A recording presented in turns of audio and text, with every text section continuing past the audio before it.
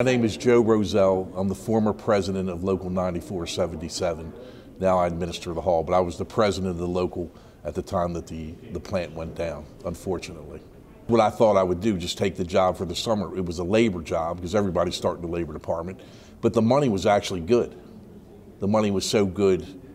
Now the job was tough. You got taken around the plant to do the hardest labor jobs there were that mill labor people didn't want to do.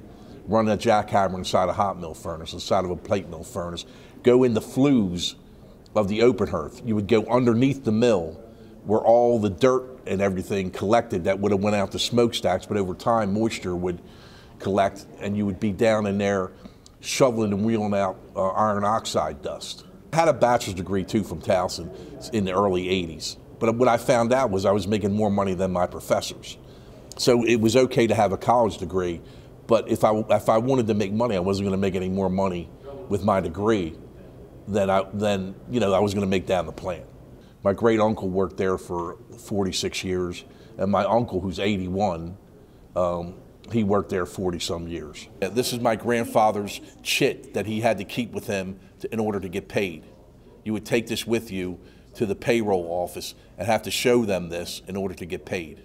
This is a memento of my grandfather who worked down there 46 years. He died when he was 94 years old.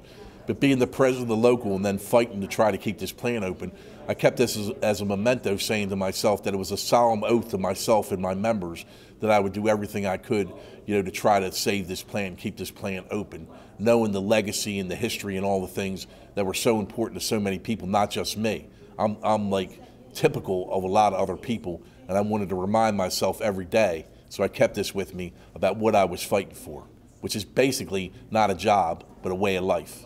I have a sense of regret, that the plant is being shut down, but the only thing I can say is I can look in the mirror in the morning and say, I did everything I could and fought as hard as I could fight, to try to keep that open. The race isn't over till you're dead.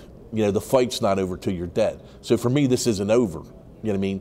Maybe Sparrows Point's going to go down and redevelop, but I think it'd still be redeveloped and have steel down there again. It may not be the way that it is, but the possibility is that one of the uses of that ground, because there's 3,000 acres and 4 square miles, is still in the future a modern steel plant. Who knows?